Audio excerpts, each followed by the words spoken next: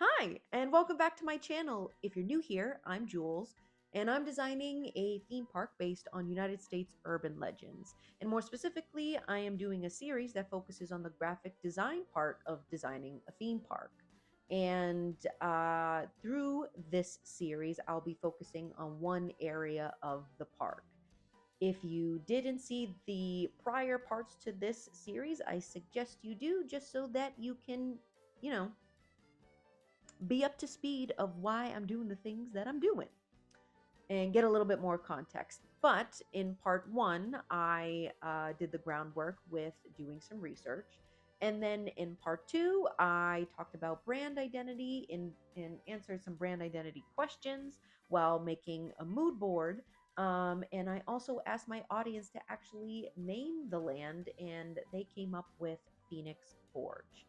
And for this video, we're actually going to be starting some actual like sketching and drawing, which is going to be a lot of fun, with signage. And so, yeah, let's get this party started. Let's go.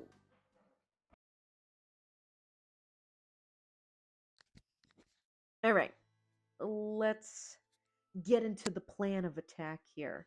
Um, so we made the mood board and we're gonna use it, probably not the way that you think we would use it, so I'm not really using the images themselves as a starting off point, but the mood board as a whole kind of drives the the vibe of the park basically, and knowing where I'm going to stay and textures that I can kind of pick off from. So that's a kind of a starting off point of what I would be searching, but I'm still going to be going to Pinterest. I'm still going to be surfing the web for any pictures that I could use as more of references. And so I liked pictures kind of like these because it's in the realm of entrances, which would be under signage. And again, we're going to go into signage. I'm going to give you all the things that you need to know and why I'm doing them. But yes, I'm going to be using references for textures and structures and so on and so forth, and see where I'm gonna go with this. It also really helps when there's like a picture with a person in it, because then I can see the scale and see how big I want to make something, or how small I want to make it. So, yeah. Um, let's talk a little bit more about what kind of signage I'm doing and what signage is. So, yeah, let's get into it. Why do I always I'm gonna get into these sketches, and I'm just kind of putting my ideas together. That it's not really meant to be a perfect piece, because I'm actually gonna be putting these in Photoshop and making like an actual mock-up. So bear with me on the process of the sketches, and especially how sketchy they actually are. But yeah, we'll get into more of um, the basics of signage and the breakdown of signage in theme parks. So, um, if you didn't know already, signage is a visual graphic that displays information to nearby people. It can be in words, numbers, images, or a combination of all three. And like I said, this is a basic way of thinking of signage, but when it comes to themed entertainment, amusement parks, carnivals, so on and so forth, and more specifically Disney Imagineering, signage can be broken down into three parts of graphics. So there's wayfinding, story, and ghost graphics. And wayfinding graphics are used to cover all your usual navigation and important information that has to be conveyed. You still want the information to be presented in a themed way. That way, all your guests still remain immersed in the area. So, as much as you still need those important aspects of, showing people where to go, where the bathroom is, even strollers or smoking areas, wait times, so on and so forth, you still want them to be within the land and nothing can break the immersion. So especially a good example of like what's going on here is we want all the textures and the typefaces and all those things, we want them to stay within, you know, kind of southwest feeling. So we're not going to be doing any minimalist looking signage. We're going to be doing a lot of wood. We're going to be doing adobe textures, leather, embossing, or I should say carving into these, like, or even like iron. So we're staying clear of any modern way of presenting basic important information. So like I said before, navigations, you would have maps and arrows, and important information that you would have is actually names of entrances, or where the entrances, where the exits are, bathrooms, smoke areas, stroller parking, wait times, so on and so forth. Storytelling graphics are signs and images that can help you tell a story. So you can have a little bit more fun with this. You can push more of a narrative through your graphics. In terms of a narrative towards our urban legends in the park, that's where I kind of wanted to focus it when it comes to just any type of storytelling. On the outside, I obviously want it to look like the southwestern part of the United States, but again, we're focusing the attractions, but we also want people to kind of find the urban legends within it, and they're hidden.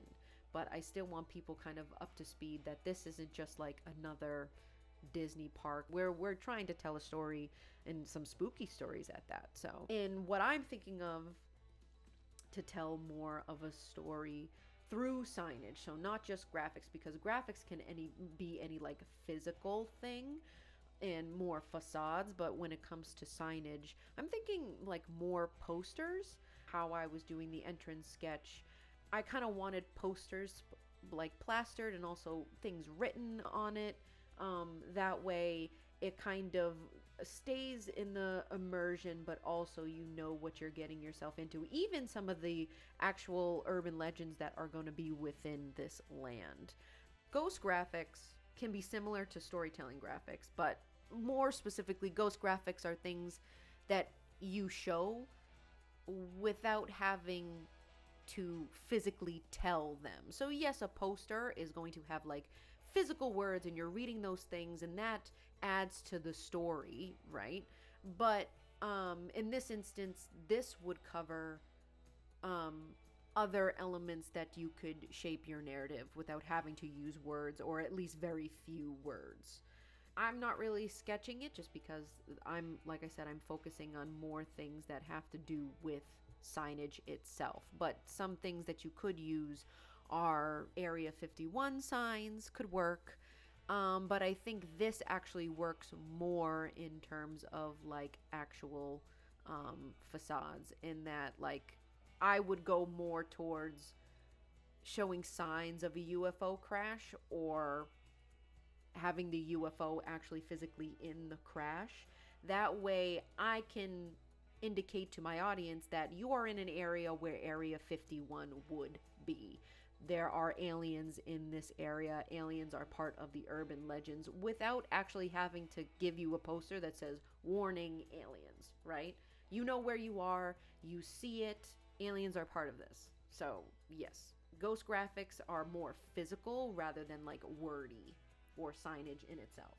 But I wanted to add it because you can actually do some type of verbiage and still not have to have it be explicitly telling a story. So sometimes in some Disney parks, especially like Pandora, or even Galaxy's Edge, sometimes they'll actually put the physical language. And so yes, that technically pertains to regular signage because it is words, but we can't read it as like obviously English speakers and knowing that this is another native language, made up native language, but it still adds to the story, but it does cover ghost graphics.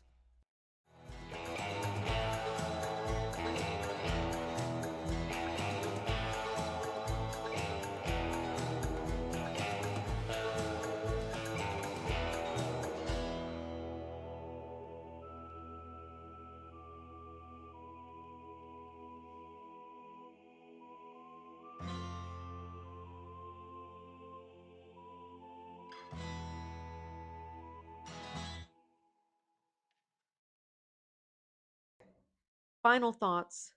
Let's talk about them. So I don't particularly care for how these came out.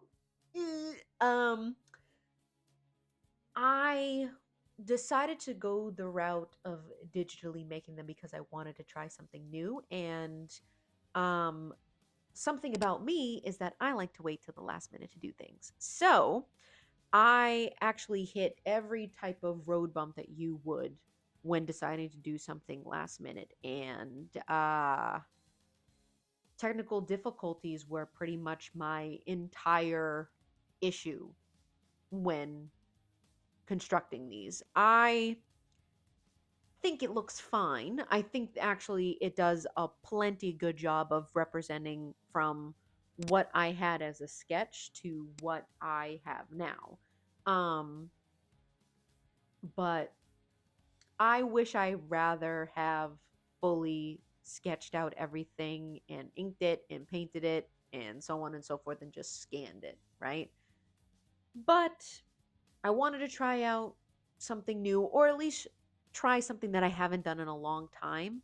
Um, and when it comes to mocking up things, especially with specifically like theme park signage, you really do have to basically build it because if you do a regular mock-up that you have, it's not going to fit the theme. That's just how it is, unless you are like lucky enough and that you find something that actually fits the theme and then put your mock-up in there. But I couldn't do that. I actually had to do a good amount of Photoshop, and Photoshop, my sworn enemy, really. So there's that. But we made it. I think the textures are actually very helpful to have, but I think it would be possible to even translate that if I did actually physically make it. And digital drawing to me is still going to be a learning curve. It's going to take me a while to get there when I know that my tried and true sketchbook and pencil are always going to be fine. So yeah, Photoshop and technical difficulties will always be my number one enemies, right? Um, but I think they do the job. Um, and some of it I like. I actually do like the way that like some of the way that there's like painted cryptids on like the entrance area.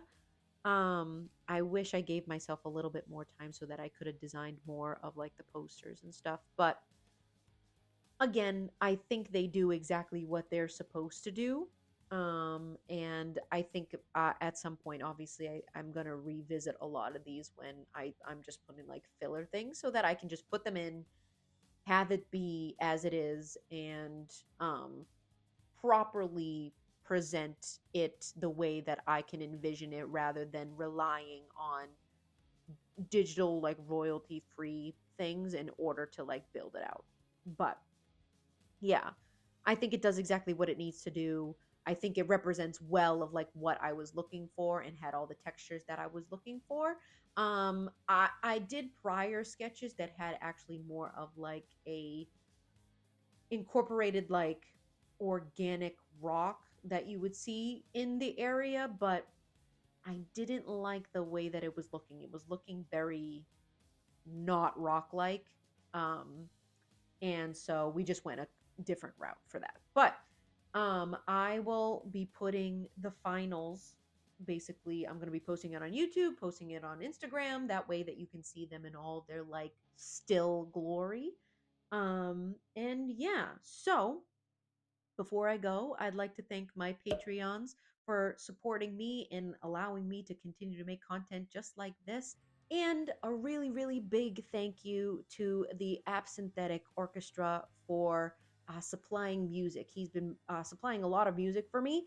And if you guys want to see some of his work, I will put all the links in the description for you guys to check out what he's got. So, yeah. Next video is actually going to be stationary, like printable things. So we're talking tickets, brochures, all those goodies. So I will see you guys in the next one. If you like content like this and you want to continue on to this series, I hope you please consider subscribing. And if you like the video, give it a like. So, yeah, I'll see you guys in the next one. Bye bye. Hey, I didn't.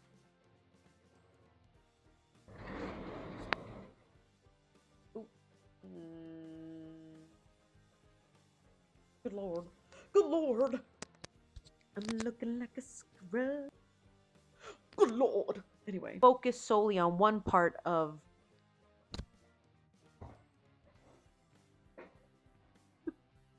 Oh, my lord. Okay, we're okay. Anyway, hi, how are you? I don't even know.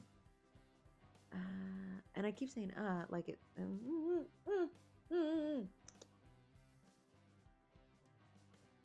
Hi. And there it is. And there it is. Oh, no more ums. Gonna have to edit out so many.